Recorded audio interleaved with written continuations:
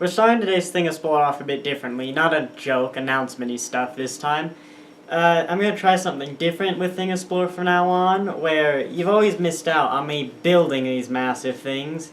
With the previous format of just kind of make a joke, review the product, and then leave. So now I'm going to do more showing you how I build these things, painting, all that stuff, and then get to the review. And it'll take me a little while to refine it and get it down. I mean, just look at the first Thingisplore from a year and a half ago. But yeah, so here's the first episode of that, and tell me what you like and what you think I could improve on. Alright, this print was made by Lloyd Roberts and is available in the description. It is a total of 11 pieces, painted to be 3 colors, and it took a total of 1 day, 1 hour, and 38 minutes to print. Alright, so you're going to need a few non-3D printed things for this. I took the liberty to chop one of these up into real tiny sections, and that's what holds the sword blades together. And I hope at least one person likes my took the liberty joke.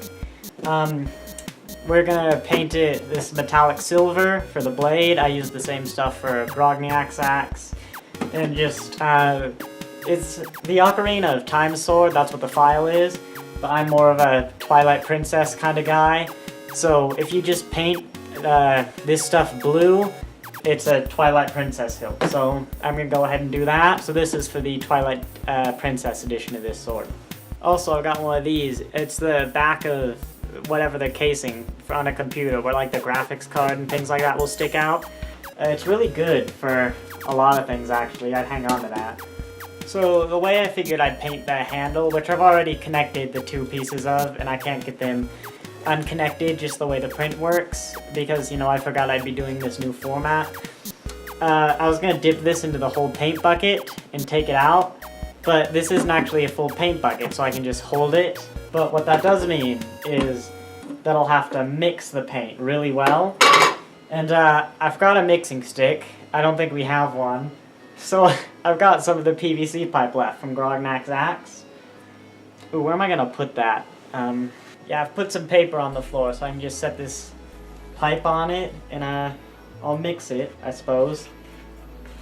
Mix it really well if you're gonna do this, where you just dip it into the, what's this called? Dip the hilt into the paint.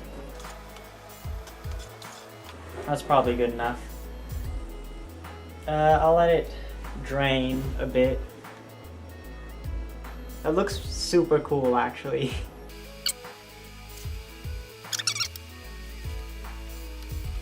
And that looks like it stopped, so over the little piece of paper. Now, I don't care if this paper, or this table gets a paint on it, it's just where I keep and build my modular sets. So, I've got a little piece of paper over here. I'm just going to set this on when I'm done, but I'll be careful to not get paint on anything other than the table, especially because these things get really expensive after a few years. I've realized as well, I can actually just mix the paint with the sword hilt, so that's probably good. This one you will really want to let all the excess paint kind of come off.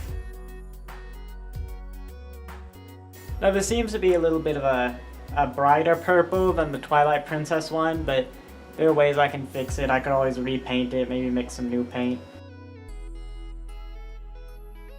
I don't know how that's going to turn out. I've never done anything like that before. The best part about 3D printing is I can always just make a new one. But for the hilt, we're not going to be so lucky. So yeah, I'm gonna have to paint this guy manually.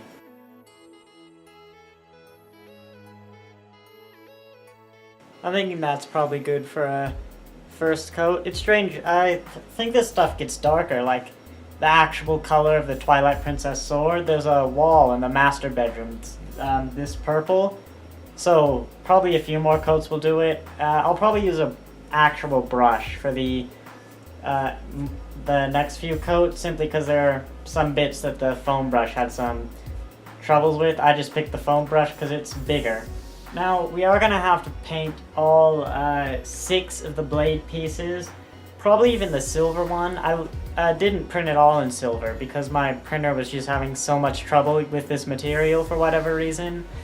Luckily, the paint is actually almost identical to this color, so I might be able to get away without painting this silver, but we'll see. You know, look at this. I think I'm just gonna, yeah, brush it over a bit. It just, there's something artificial looking about how I applied the paint, because it was artificial. It wasn't hand painted. I just dumped it in a big vat. So I'm gonna redo this, like thin up the paint a little bit.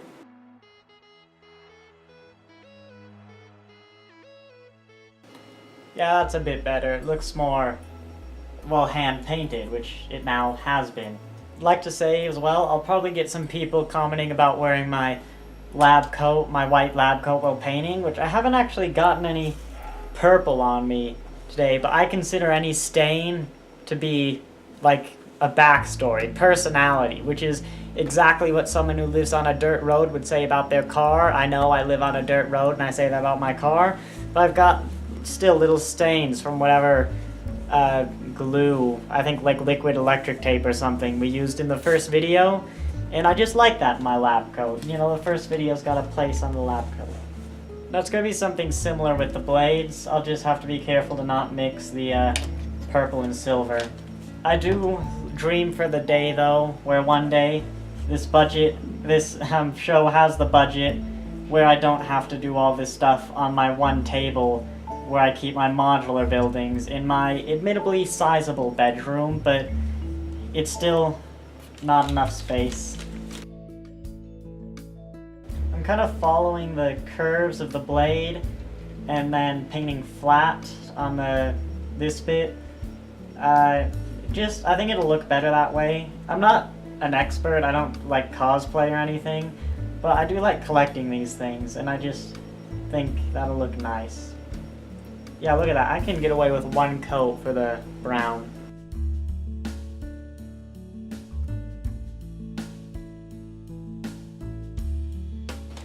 Now, there's not much to do really other than let this all dry and apply the second coat in a little bit, so I'll see you then.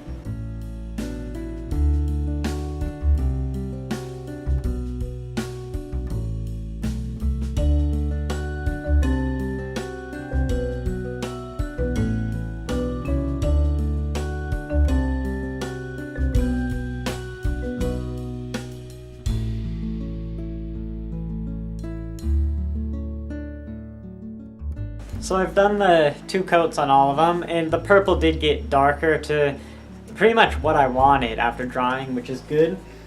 It looks like there are just a few pieces that need a little bit of touch-up, so I'm going to add one more thin coat, and then I'll see you after that.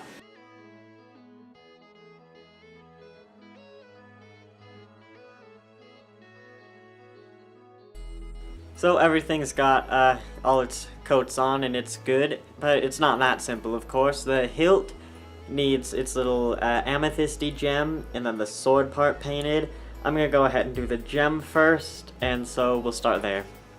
One cool trick as well is I used to throw out all of my failed prints. Horrible mistake, because I can test out a whole bunch of yellows. I think I'm doing that yellow right there, if I remember correctly. But yeah, you can use these to paint over and test. So the TARDIS door is blue, that was blue, so you use blue to test. Real good trick there. And then furthermore, I've labeled this yellow SW for sword. That's upside down. SW? Is that upside down? Yeah, SW. So if I ever want to use the yellow that's on that sword, I'll use the one I've labeled sword. Oh, thinking about it, I have quite a lot of swords in my room. So I think the camera might not have been recording when I put this together, but basically I just glued the wooden dowels in and then glued the sword pieces together. I also finished painting this. I don't remember if that was in the bit that might not have recorded, but I've covered it in painter's tape and I'm now gonna paint this the silver color that the rest of the sword is.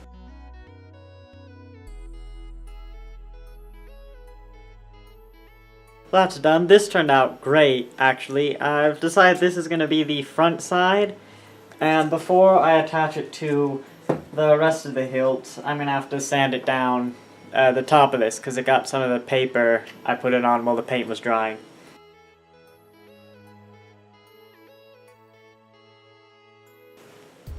It's not perfect, but it's probably as good as I can get. I'll just paint it again after I'm done. Now I have to match up the front with the front. So this is going to be the front of the sword you're looking at now. It's already too big to fit on the camera. So this is what connects the bottom of the sword and the hilt. I had to print an extra one off, and that's how I'm going to connect right there. There we go. I forgot to put super glue down, but I don't think that'll be a problem. Looks pretty good. Now to add this guy.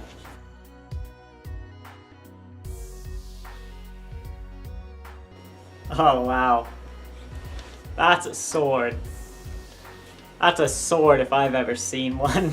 Right, so you can see here there are some pretty bad edges along the sword. Where you can see through it because of the warping. And I've been experimenting, and I recently was building something with wood, and I had the thought that wood filler, this is a failed version of this print, it's not glued together, that's why it's taped, but I used wood filler on this bit right here that was warped, and it's not flawless, but it looks a lot better than without anything. So I'm going to go ahead and add some wood filler on all the spots I think need it, and then paint over it. Now, I am aware that there's probably a much better way of applying wood filler than just rubbing it on with your fingers, but A, I don't know that way, and bear in mind that I'm working with plastic and not wood, and painted plastic at that, so I can't really just sand off the excess when I'm done. Oh, that looks a lot browner on the camera than it does in real life.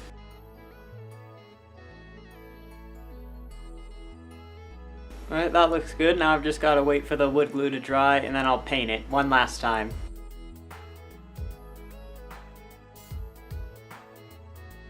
Alright, now the review stuff. This thing is so massive, it was quite a bit of work to be able to get it on the camera, which is, well, more than the sword's length away from me. I might be a bit quieter this time. Last week in the Grognak's axe video, I said that this was just slightly longer than the axe. I didn't say it by name, but Grognak's axe is actually the length of this blade, so it's big. Still though, regrettably, oh, yeah, you can. Touching the floor, you can see the bottom of the sword. It's quite fun. I'll warn you though, all that swinging around and stuff does take its toll. This middle thing right here, you can see the wood clues kind of come undone. One of the wooden bits is loose. So, as with all of my prints, not for rough play, but that wood glue trick worked brilliantly. You can tell there's something a bit off at the seams, but only if you really look at it. And it does look a lot more obvious on the camera than in real life. And it's still not flawless. I can tell where there are holes, flaws in the wood glue, but nothing looks worse. It's just a lot less obvious, the gaps that are there. I'm really glad as well I decided to paint this the Twilight Princess purple instead of leaving it for the Ocarina of Time. I wasn't entirely sure about the decision, but I'm really glad I went through with it because it looks amazing. The only thing I might have changed is I might have found like a nice gold or glossy yellow instead of the normal thing, but it still looks amazing. Yeah, this is going above the bed. Another good thing about this design is because every one of these middle segments, except for the top and bottom, are identical, you can make it as long or as short as you want. According to the My Mini Factory, this is like the life-size thing, which, yeah, I believe. And I can also prove that how Link gets that off of his back, I don't know. But, well, I do know, because in the game it always just merges through the sheath, which is real annoying. But yeah, this looks amazing. They also have a sheath designed and printed. I'll link to that below. So yeah, if you do want a sheath,